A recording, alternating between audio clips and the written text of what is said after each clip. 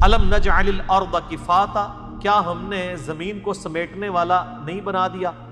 احیاء و امواتا، زندوں کو بھی سمیٹ لیتی ہے اور مردوں کو بھی۔ یہ زمین اللہ نے کیا چیز بنائی ہے؟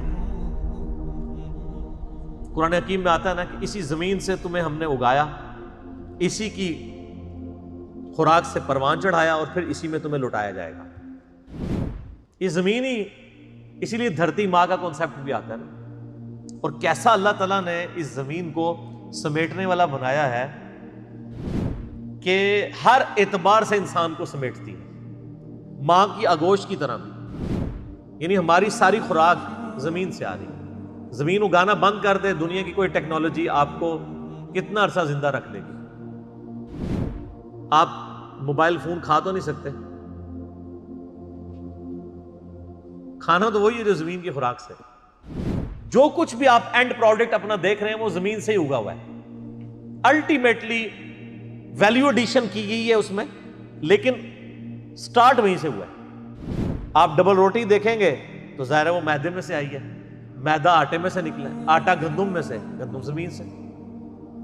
کوئی فاسٹ فوڈ دیکھ لیں وہ بھی زمین سے۔ چکن جو آپ کھاتے ہیں یہ بھی زمین سے ہی اگا ہوا ہے، کیونکہ چکن جس خوراک سے پروان چڑھا ہے وہ زمین سے اگی تھی۔ وہ خوراک نہ ہوتی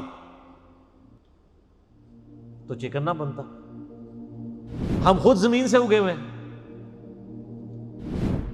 آج اگر بھینسوں اور گائے کا دودھ ختم کر دیا جائے، یہ پاؤڈر والا دودھ بھی تو اسی میں سے بن رہا ہوتا ہے، تو انسانیت بڑی نہیں ہو سکتی۔ دودھ کے اوپر ہی بچے بڑے ہوتے ہیں۔ دودھ زمین سے آ رہا ہے کیونکہ بھینس کا چارہ زمین سے آتا ہے۔ تو اللہ تعالیٰ نے زمین کو کیسا بنایا؟ ہماری خوراک کا ذریعہ۔ اور پھر زندوں اور مردوں دونوں کو سمیٹے ہوئے ہے۔ زندوں کو کیا ہے؟ پلاٹ دیے میں نے جناب، زمین پہ یہ بات ہے نا، وہاں میں تو کوئی نہیں رہ رہا، خلا کے اندر تو کوئی نہیں رہ رہا۔ اور جب مر جاتے ہیں تب بھی زمین آپ کو سمیٹ لیتی ہے۔ کیسا سمیٹتی ہے؟ اگر زمین نہ سمیٹے تو ہر طرف تعفن ہی پھیلا ہو۔ اگر یہ مردے باہری جس طرح چھوڑ دیے جائیں، ایک جناب گھر میں چوہا مر جائے نا اور آپ کو مل نہ رہا ہو تو اس گھر میں آپ رات نہیں گزار سکتے۔ اور جن لوگوں کو تجربہ ہے نا، مجھے تھوڑا سا تجربہ ہوا ہے، یہ چوہے کی تو بدبو کوئی بدبو ہی نہیں ہے جو انسانی مردے کی بدبو ہوتی ہے۔ میں ایک وہ قبر کی کھدائی کرنے والے سے ملا تو مجھے بتانے لگا، میں نے اسے کہا یہ لوارث لاشوں کے بارے میں، تو کہنے لگا لوارث لاشیں جو ہم دفنا دیتے ہیں، بعد میں اگر کوئی وارث آ جائے اور بہت ضد لگائے تو پھر ہم تو منع ہی کرتے ہیں کہ یار چلو اب یہ دفنایا گیا، ادھر جا کے کیا کرنا ہے، اس کو دعائی کرنی ہے، وہ کہیں بھی بیٹھ کے ہو سکتی ہے، تو کوشش یہی کرتے ہیں کہ وہ لاش نکلوائی نہ جائے۔ میں نے کہا کیوں؟ وہ کہتا ہے جی ایک دن پرانی لاش بھی ہو نا تو کہتا ہے آپ کئی 100 فٹ تک بھی وہاں کھڑے نہیں ہو سکتے، جس طرح بدبو اور تعفن اس کا پھیلتا ہے۔ ہوا چلتی ہے تو وہ پورا پھر پھیلتا ہے۔ اور کہتا ہے یہ تو تعفن ہے نا، جو کیڑے ہوتے ہیں نا اس کے اوپر، وہ لاش نکالیں آپ کیسے؟ تو کہتے ہیں وہ اتنے سپرے لانے پڑتے ہیں، وہ پھر مارتے ہیں، کیڑے سائڈ پہ ہوتے ہیں، پھر لاش نکالتے ہیں۔ تو یہ انسان کی اوقات ہے۔ تو زمین کیسا سمیٹ لیتی ہے؟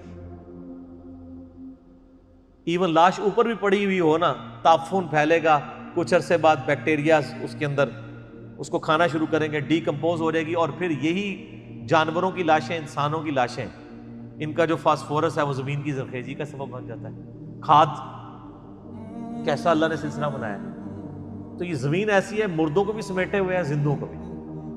ابھی تو ہم صرف زمین کی بات کر رہے ہیں، زمین کا جو سمندر والا پورشن ہے جس کی آبادی زمین سے بھی کئی گنا زیادہ ہے، کتنی بڑی بڑی ویل مچھلیوں کو، شارک مچھلیوں کو، اور کتنے جانوروں کو وہ سمیٹے ہوئے ہیں، ان کی غذا بھی اس میں سے آ رہی ہے، اور وہ شارک مچھلیاں بھی مرتی ہیں تو اسی کے اندر رہ جاتی ہیں، ان کو بھی سمیٹے ہوئے ہیں۔ تو ایک زمین کے ساتھ اللہ نے کیا چیزیں جوڑ دی ہیں؟ ہر چیز، زندوں اور مردوں کو زمین نے سنبھالا ہوا ہے۔ بزرگوں نے نہیں سنبھالیا سر، زمین نے، بلکہ بزرگوں نے بھی زمین ہی سنبھال دی ہے اینڈ پہ۔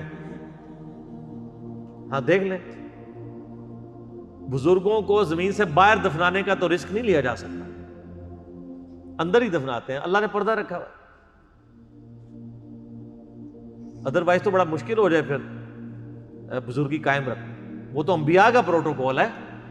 سن نبی داؤد کے اندر، سن نسائی میں، کہ اللہ تعالیٰ نے حرام کیا ہے مٹی کے لیے کہ نبیوں کے جسموں کو کھائے. نبیوں کے علاوہ کسی کے لیے گارنٹی نہیں ہے. ہو بھی سکتا ہے جسم سلامت، نہیں بھی ہو سکتا. اور کسی شخص کا جسم سلامت نہ ہونا اس کی ولایت کی کوئی نفی نہیں ہے. ذہن میں رکھیے گا، یہ ایک نیچرل پروسیس اللہ نے رکھا ہے. دیکھیں کئی صحابہ ہیں جن کی مرنے کے بعد ان کی لاشوں کے مسلے ہوئے ہیں. سیدنا حمزہ ابن عبد المطلب کا کان، ناک، یہ سب کچھ کاٹا گیا ہے، تو لاش تو ان کی ادھر ہی بگڑ گئی. تو قبر میں جانے کے بعد ان جسموں کا انسان محتاج نہیں ہے، نہ اس کفن کا محتاج ہے. آپ جتنا مرضی مہنگا کفن اور اس کے اوپر آپ جتنی مرضی لکھائی کروا لیں، جتنی مرضی خوشبو ڈال لیں، کوئی فرق نہیں پڑتا. حتیٰ کہ اس امت کے امام، اولیاء کے سردار سیدنا ابو بکر الصدیق رضی اللہ تعالیٰ عنہ علیہ السلام کے بارے میں صحیح بخاری میں آتا ہے کہ سیدہ عائشہ کو بلایا اپنے مرض وفات میں اور کہا کہ نبی علیہ السلام کو کتنے کپڑوں میں دفنایا گیا تھا. انہوں نے کہا نبی علیہ السلام کو اتنے ہی کپڑوں میں، مختصر کپڑوں میں دفنایا گیا تھا. تو انہوں نے کہا مجھے میرے کپڑوں میں ہی دفنانا، کیونکہ مرنے کے بعد یہ کپڑے پیپ اور تعفن کوئی سمیٹ رہے ہوں گے تو نیا کفن مجھے دینے کی ضرورت نہیں ہے، یہ تو زندہ لوگوں کا حق ہے. یہ الفاظ ہیں حضرت ابوبکر صدیق کے. ان کو کسی نے نہیں کہا کہ حضرت لاش تو سلامت رہتی ہے بزرگوں کی.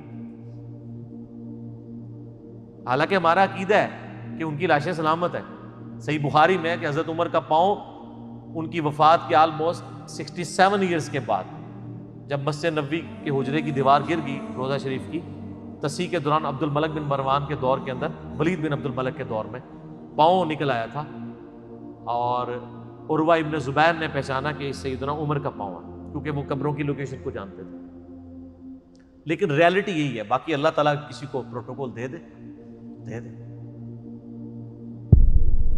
پھر انہوں نے فرمایا کہ آج کون سا دن ہے؟ تو کہا سوموار کا دن. انہوں نے پوچھا نبی علیہ السلام کی وفات کس دن ہوئی تھی؟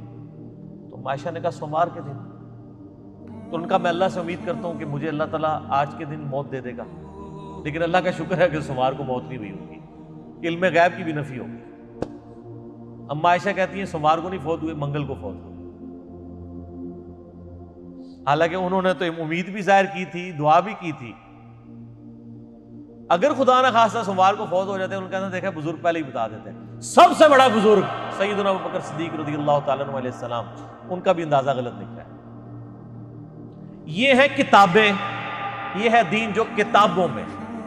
جو بابوں کا دین ہے وہ پھر الگ سے کتابوں کا دین. اس میں میرا یوٹیوب پہ ایک کلپ بھی ہے حضرت ابو بکر صدیق کا علم غیب، تو اس میں نے یہ حدیث بیان کی. تو یہ زمین سمیٹ لیتی ہے زندوں کو بھی اور مردوں کو بھی.